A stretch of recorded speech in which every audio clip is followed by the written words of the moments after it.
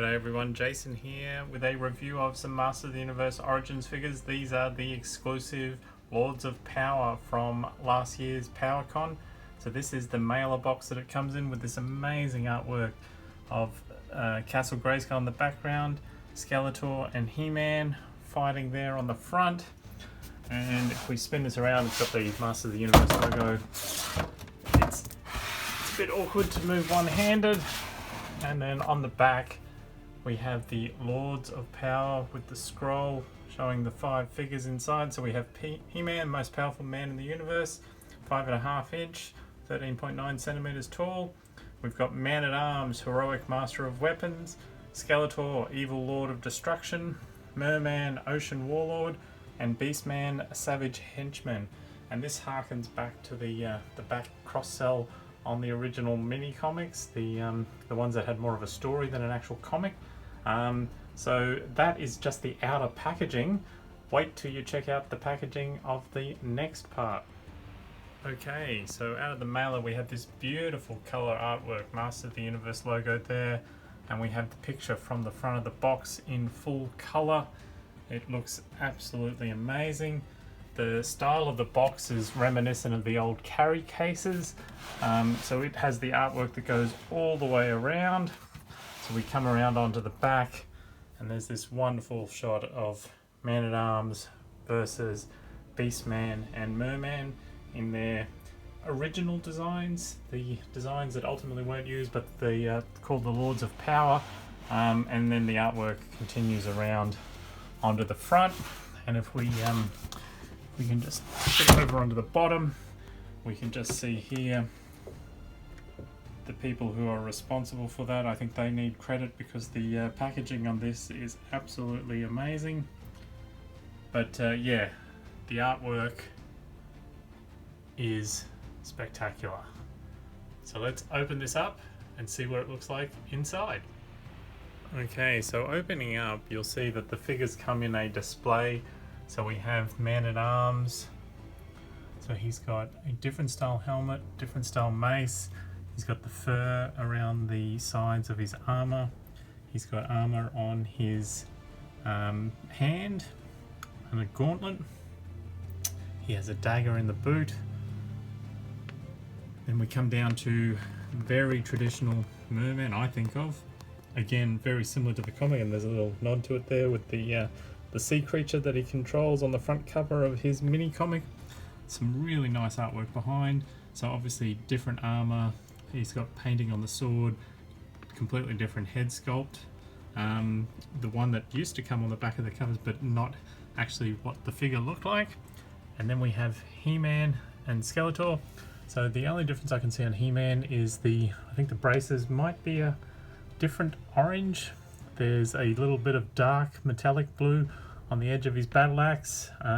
The power armor maybe is a bit darker, it's hard to tell, and slightly different sort of iron cross design on it. It seems to have the same yellow boots, or it might be a bit brighter yellow. And then his shield, but different head sculpt, so a very sort of more traditional sort of He-Man action figure from the 80s. And then we have Skeletor. Now he is very different, so obviously different face sculpt entirely from the original concept design. He's got this bat-like symbol on his top. The rest of the top sort of remains very similar. And then he has the light blue feet, and then just the little sort of shin guards that have little skulls and bat sort of shapes on them. And then finally we have Beastman, and he's posed sort of so he's flying through the jungle. So he has some completely different armor. He has a different mouth, so he has the open mouth where the teeth is showing. You can see him there. He has the gauntlet on his hands with the little claws on the back of it. He has a different belt. Yeah, a vastly different sort of armor with the sort of shoulder pads with all the spikes and tendrils, and then the rest looks pretty similar, and he's got a jungle background that he's posed in. So let's get the figures out and take a look at them a little closer up. And for those who appreciate the artwork on the packaging of Master of the Universe like myself, here's just a sort of obstructed view of the backgrounds for each character. So that is the background for Man-at-Arms. So it's got the vehicle, volcano. That is the background for Merman. Again, as I said, very reminiscent of the original mini comic. And that's the background of Castle Grayskull with the planets showing, the dead trees, the path leading up there for He-Man and Skeletor to battle in front.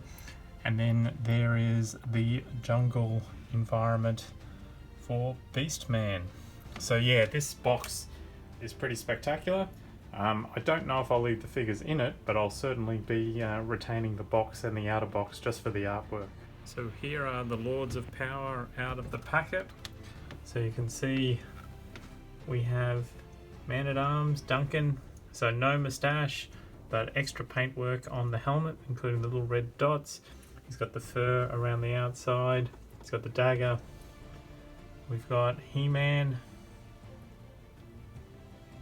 We have Skeletor. We have Beastman. And we have my personal favourite, Merman, in that classic style. So let's have a quick closer look at each of the figures. Okay, so Man-at-Arms, he has the same armour on the shoulder. He has it on this leg instead of the other leg. He has the dagger, which just slots out and slots into the boot. It's just done in yellow. He has the blue wristband on this arm, he has a yellow one on this arm, and he has a yellow paintwork on the back of his hand. As I said, the fur there, different style helmet, so it actually comes down and covers the back of his neck, so there's no hair showing, and he has the unmasked face, and he also has a more sort of space age techie looking mace. So that is the Lords of Power Man-at-Arms, and he's got the full complete back there on the armour.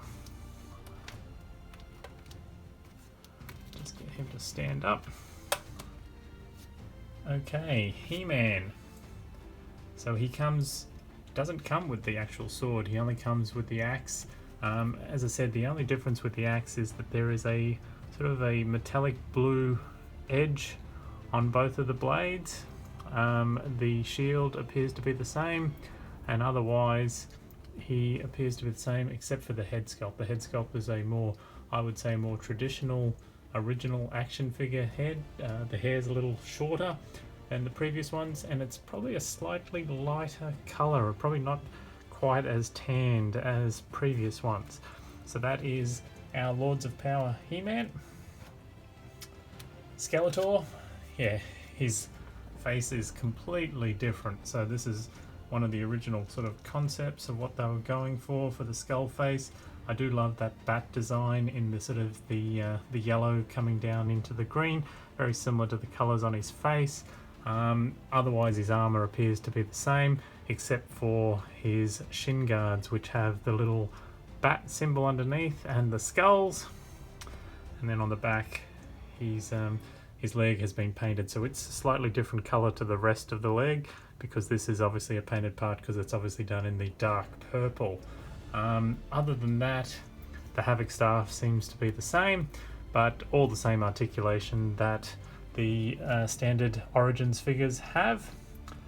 Beastman, now he looks wild.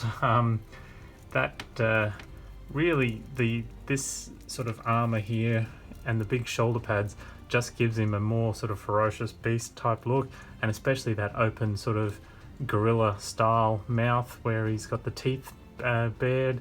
He's sort of leaping at the screen. He's a completely different head sculpt almost to the original one.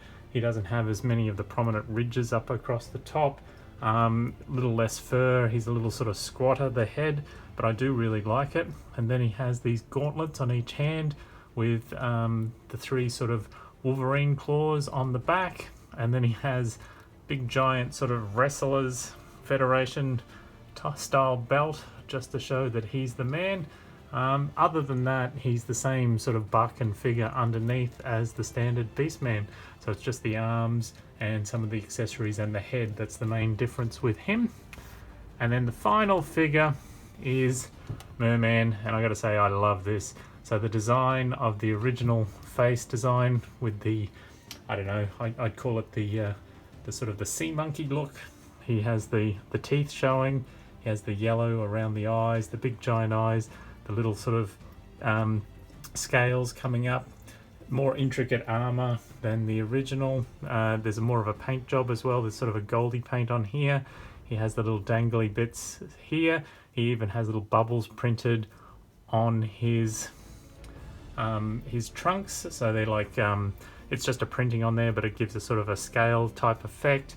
And then he has the different boots. He has the boots that are sort of coming up with the little sort of circles on the top. So completely different to the figure. He has the dorsal fins, which he didn't have, and he has the painted gloves. And then he has the corncob sword, but it has like a green paint job down through the center of it.